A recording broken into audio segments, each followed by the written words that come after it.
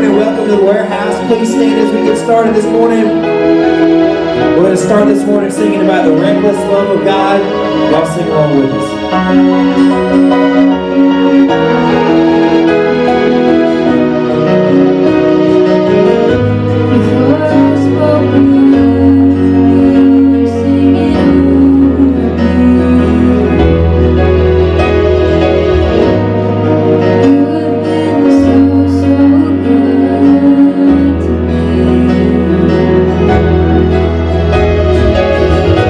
Before I took a breath, you made your life in me.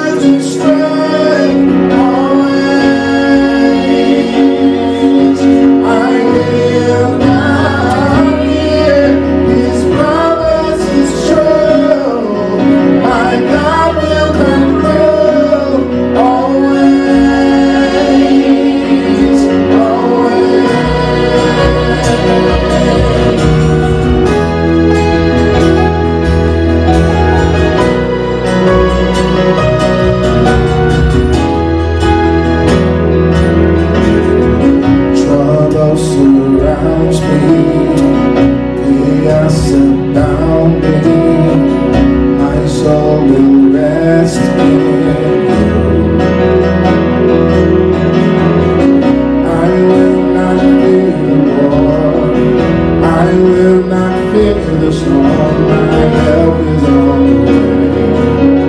My help is on the way. Oh my God, He will not delay. My refuge and strength always. I will not fear. His promise is true. My God will come through always, always. He will come through always.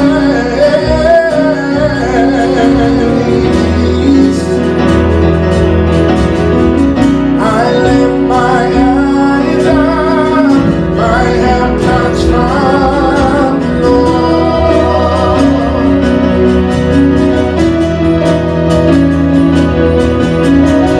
I lift my eyes up, my help comes from the Lord.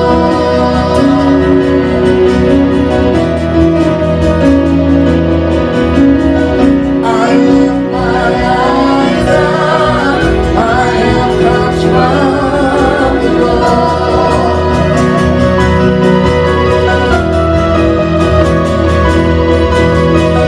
I lift my eyes up, my help comes from the Lord, from you, Lord, from you, Lord. Oh my God, He will not delay.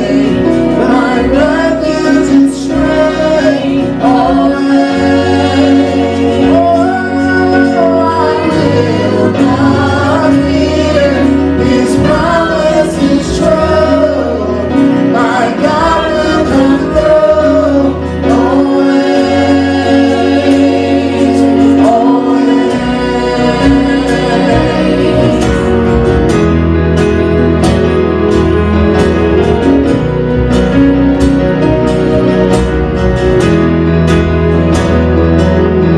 Oh my God, He will not delay. My refuge and strength always. Oh my God, He will not delay. My refuge and strength always, always.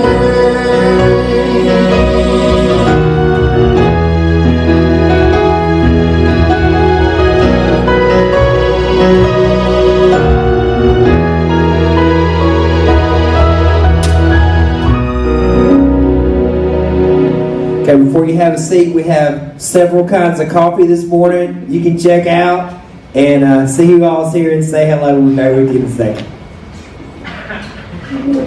You're bigger than I thought you were.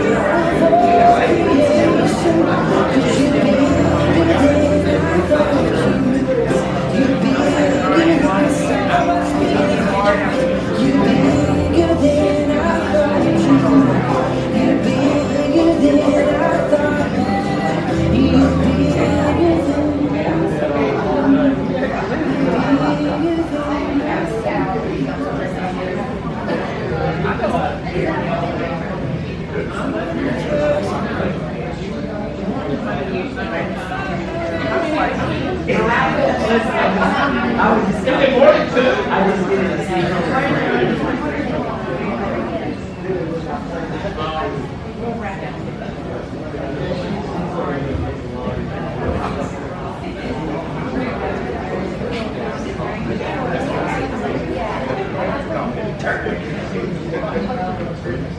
take a shot.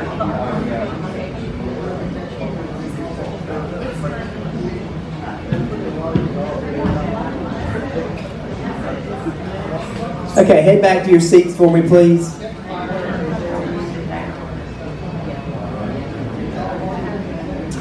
Good morning. I want to welcome everybody again to the warehouse. If you're joining us this morning, first thing, I appreciate you getting out and fighting the fun weather this morning. We had a good group this morning that came out to worship. We appreciate it. If you're visiting with us, please come back. Our regular schedule here at the church will resume this week for the next 2 or 3 weeks during the Christmas season, so pay attention to that. I'll put it in the bulletin if you ever need to refer to it. On the back is the weekly schedule. The main thing I want to remind everybody about is the giving tree. Just a few things about that. There are still several ornaments to pick up left this morning. And if you pick one up, we're going to ask you to try and bring it back, if at all possible, next Sunday, which is the 4th, because on the following Sunday, we're going to wrap them as a church during the Sunday school hour. So please pick one up on the way out if you hadn't had the opportunity to do so. We have a lot of families in need in the community, and I have personally found that most people want to help but don't know how. So this is a great opportunity here in the church to help out during the holiday season. So pick one of those up, and like I say, bring your gift next week and put it in this highly decorated buggy over here that somebody in the church stole from Winn-Dixie back when. I'm not going to use any names, Stephen Carter. And if you can bring that back and put it in that for next week, we'd appreciate it. We're going to take up the offering here on this next song for you. Buckets and baskets come around in the warehouse. Baskets is for your tithe, your regular offering to the church. Buckets come around and we give you that opportunity to give to missions. That money is used locally. You can put bills or change. That's what a lot of people put in there. And actually, the change in bills thing really adds up if you pay attention to it. We get a lot of opportunities to help people with that money, so we appreciate that. Those are going to come around as we do this next song. So watch for those. And you can also give through Venmo. The address is on the screen.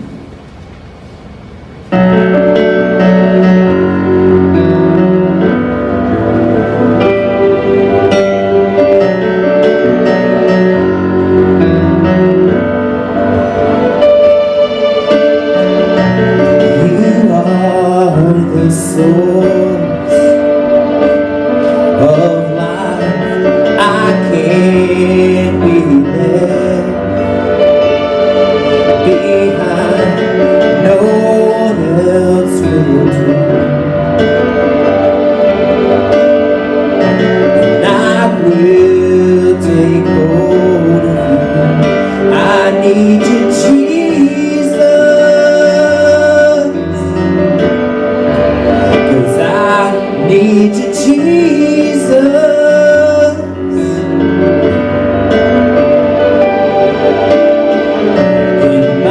Heart is yours for life. I need your hand in mine. No one else will do. And I put my trust in you. I need you, Jesus, to come to my rescue. Where else can I go? There's no other name by which I am saved.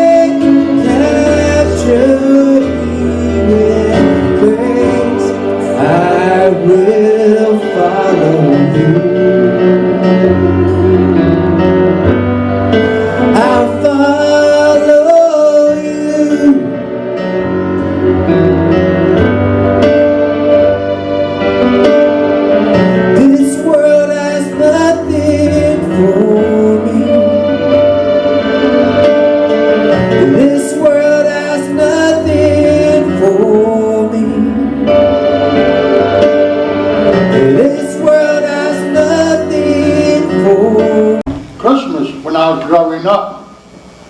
And did I really, really enjoy Christmas or did I not? I see the other bees and the bumblebees and but there we go. I don't think I really enjoyed Christmas.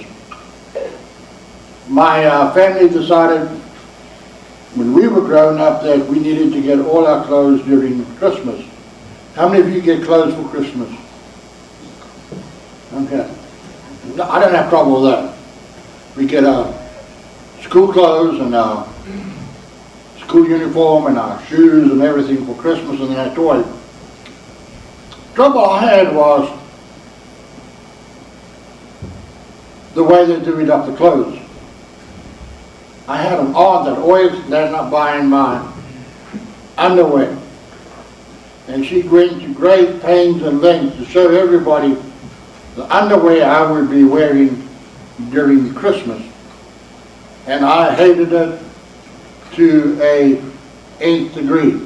How many of you would like for your aunt to show all your future underwear to all your family, friends, and neighbors?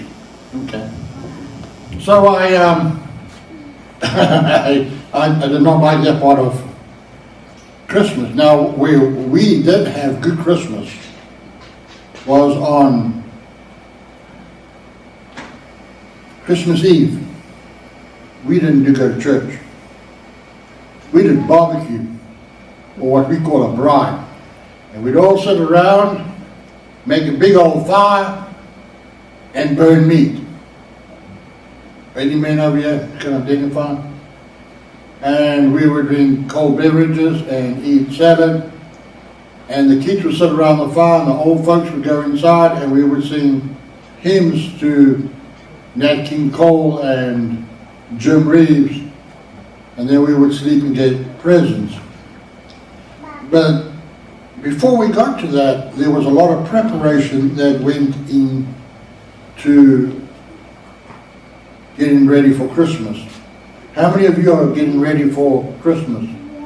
How many of you put up your Christmas tree? Isn't that one of the first things you do? Get rid of the old turkey, look for a new turkey, maybe get some ham. How many of your whole family comes together for Christmas? Grandma, granddad, uncles and aunts, cousins, people you didn't even know were part of your family, surprise guests, family. Well, we had that too. And a big part of getting ready was divvying up the food.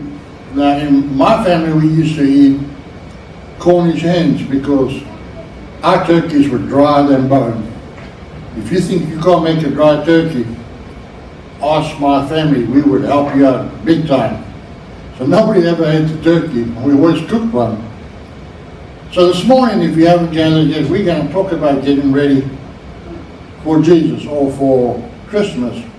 And in fact, our text, if I can find it because I was reading over it, talks about Jesus' second coming. And it talks about Jesus coming back like a thief in the night. And my mother used to read this to me from time to time and she'd say, "What are you thinking?" I'd say, "Well, I hope I'm ready because I don't want to get left behind." Also, we do our year-end exams around Christmas, not like America, you go up a grade in June, and then we went up a grade in December. And our exams were hard. Some of them were hours long, and they determined if you went to the next grade or not. And quite often, I would get on my knees and say, "Jesus, today would be a good time to come back and get us." Have you ever done that? Sometimes I get in trouble with the principal and I'd say, "Jesus, now would be a good time to come like a thief in the night and steal me away because me and the principal are going to be meeting and I don't want to get a spanking."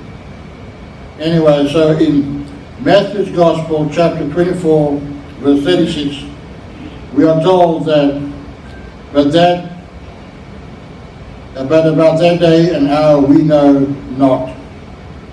Neither angels in heaven nor the Son, but only God the Father.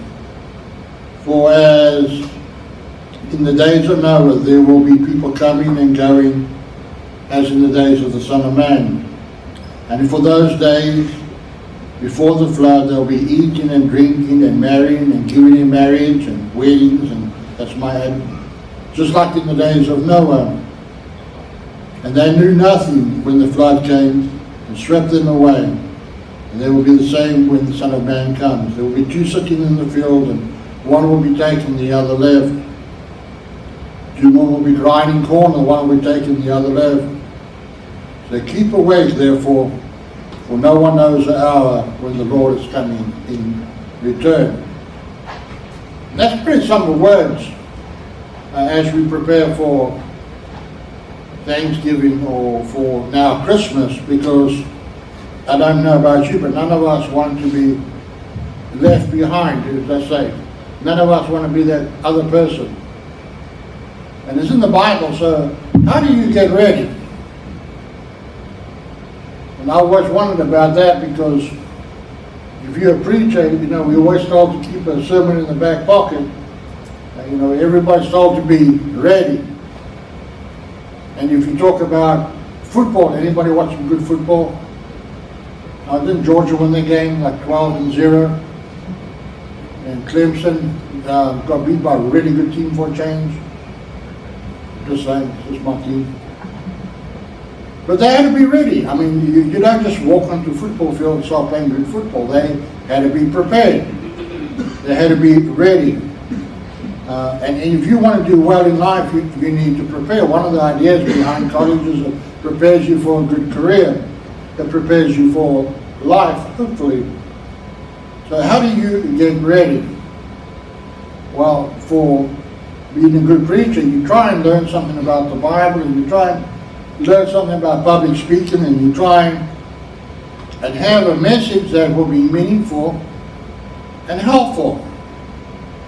By the way, I was looking at messages, and my wife and I are now binge watching Touched by an Angel. Did you watch Touched by an Angel? It's kind of like a donkey show with lots of foreign accents, and these angels show up and magically fix everybody's problems in about 30 minutes or less. And there's got to be at least one death, because you have the angel of death show up, and he's not as creepy as we all think he would be. And I wish life would be that simple. But I also believe that there are angels out there, and their job is to help us be prepared. And I think that moving a little deeper than just football and that we do need to be ready for Christ. One of my favorite stories, and I'm going to share it because I think it's important, is my mother shared this with me, and she's not big on miracles, never was, about this husband and wife sleeping in Alabama. The husband was awake and rolling over and, just basically being difficult to sleep with. How many of you still sleep with your spouse? And they kick you, and they put their cold feet underneath you, and they snore, and don't raise your hands, because that would be bad for you getting ready. Oops. Anyway, she said, "What's your problem? Can't you sleep? Why don't you go sleep on the couch?" And he said, "Well, Jesus has come to get me." And she said, "Well, then go with him, because I'm trying to sleep." And the next morning she woke up, he was dead. And I share with that because it's a true story, but I let you know that sometimes if you're not careful, what you think is mundane can really be that serious. And so I usually try not to take people for granted. The second thing, when we were told we were preaching, that very often people sitting right down in front of me are going through things that are a lot deeper and painful than you can ever imagine.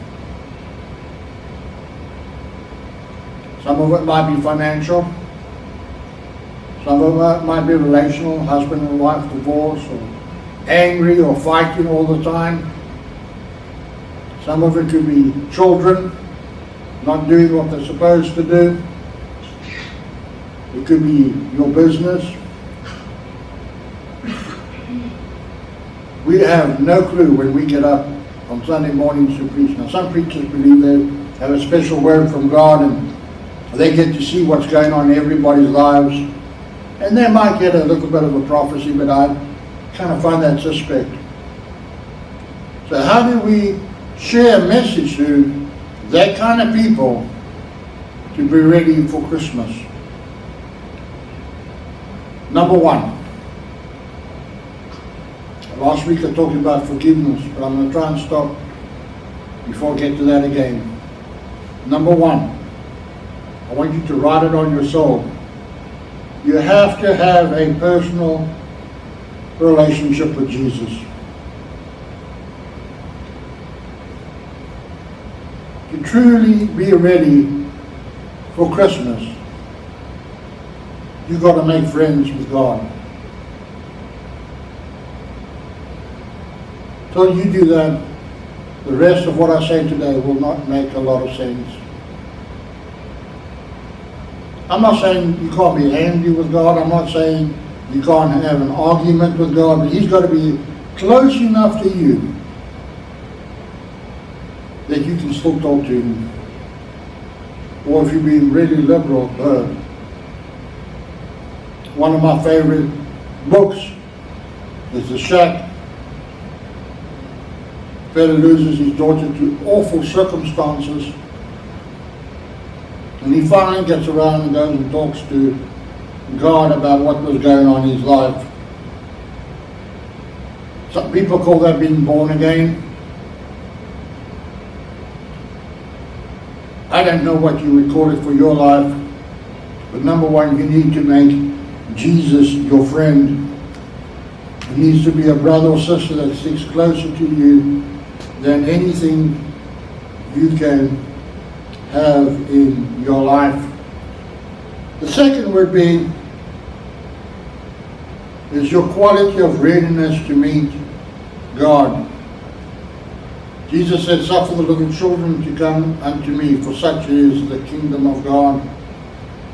I think we need to approach God with the same attitude that little children have when they come into the presence of God. You know, when I talk to little children and I say, "What happens when your mommy and daddy die?" And they say, "Oh, they go to heaven."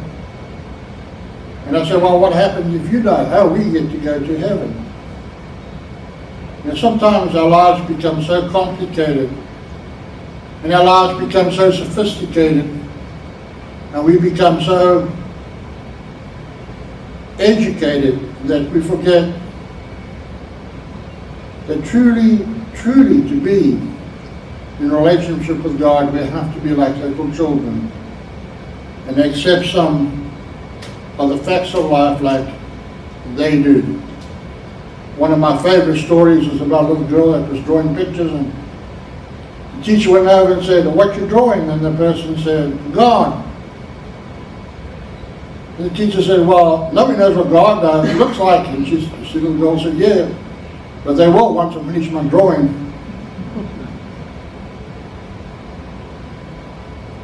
And I imagine what that was like. How many of you saw the film, you know, that heaven is for real? And the little girl in Russia draws a picture of Jesus. And he says, "Oh, that's what Jesus looks like."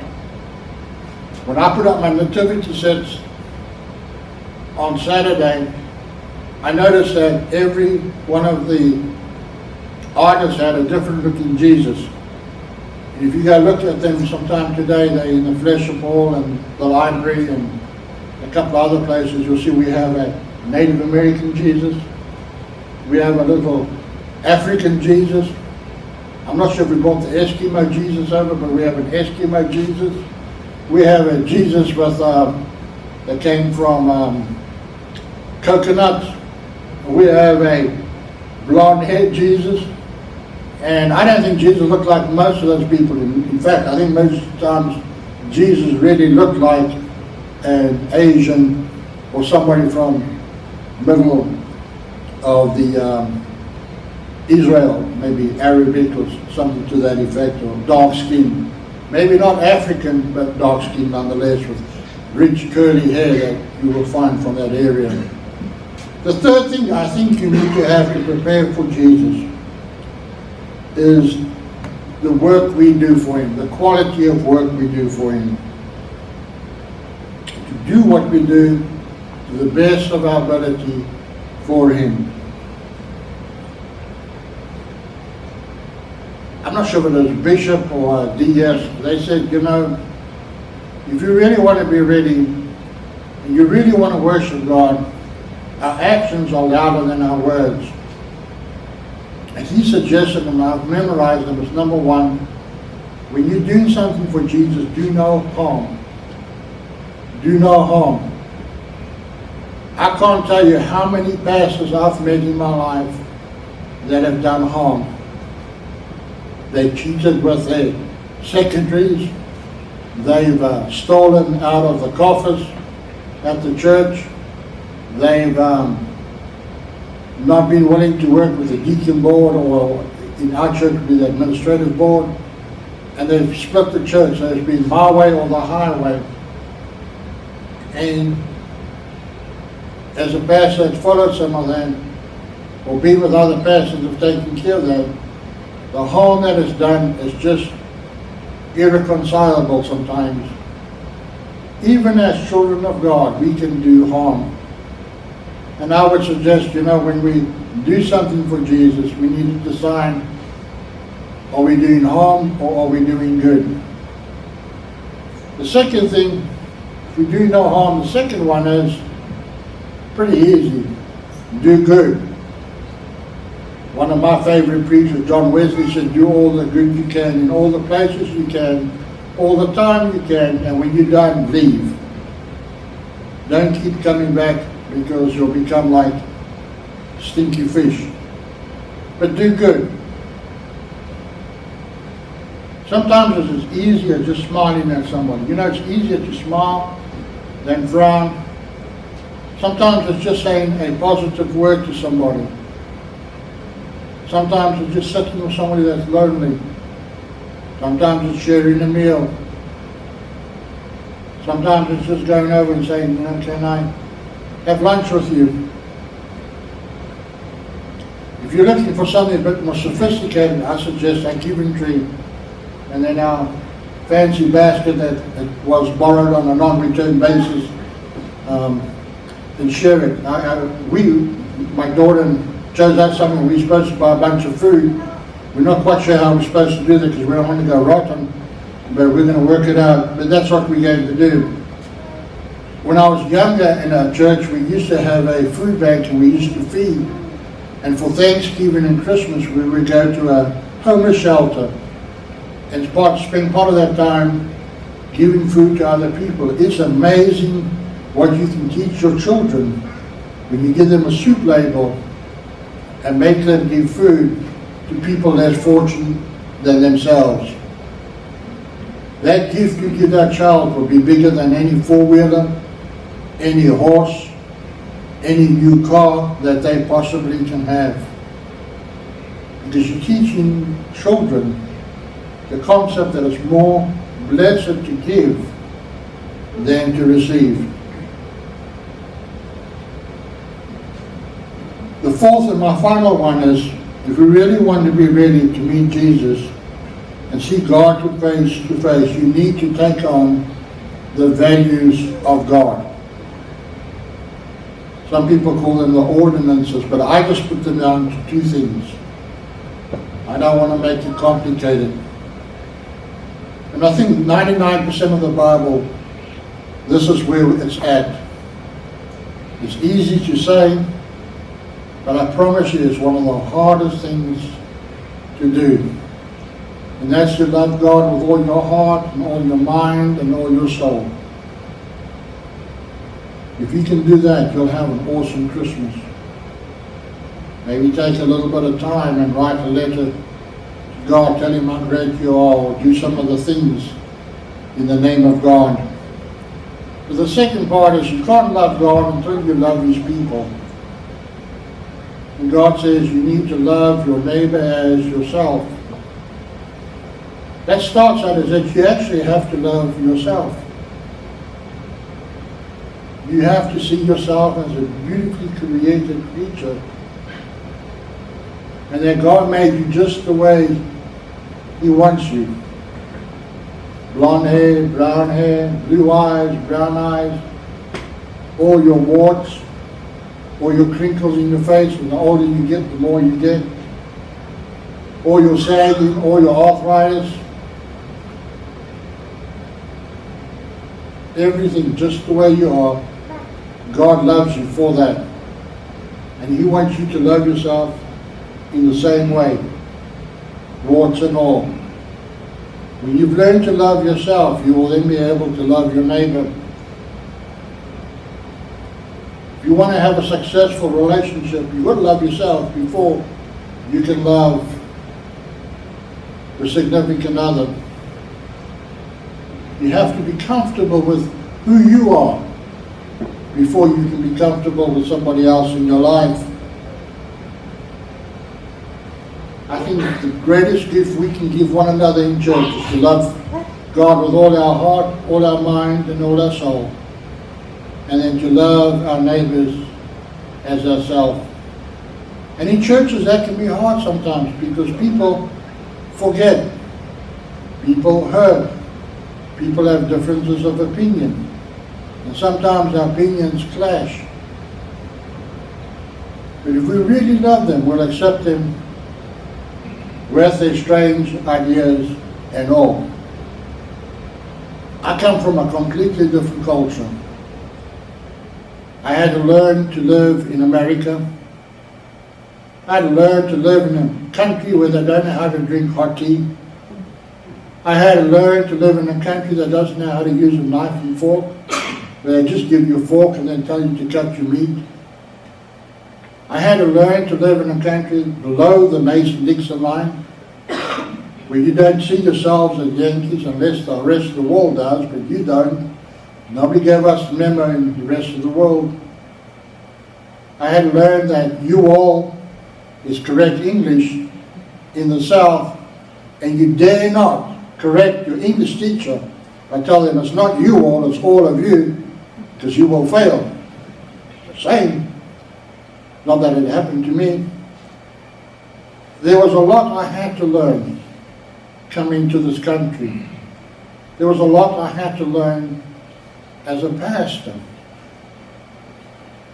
But what governed me was learning to love God with all my heart and to love my neighbor as myself. And as I do this and share with others, I pray that your hearts will become more gentle. And that as you prepare for Christmas and you implement this, you will have a most blessed Christmas. Doesn't mean you have to be around people all the time, but the few times you are, it will be a special blessing. And then I had this little announcement I had to make. Number one, December the 4th, we have open house at my parsonage, and between 3 and 5 we'd love to have you. After 5 we won't love you as much, but we will have you. And then boys and girls, how many of you got your letters in for Santa Claus? This is important. Now you need to listen. Anybody got their letters in for Santa Claus? You mailed them off? Okay, if you haven't got them in yet, you can get your moms and dads to drop them off with Jenny Wood, the secretary at the church, and we'll make sure that Santa Claus gets your letters. We have a special one-line track at FedEx and UPS.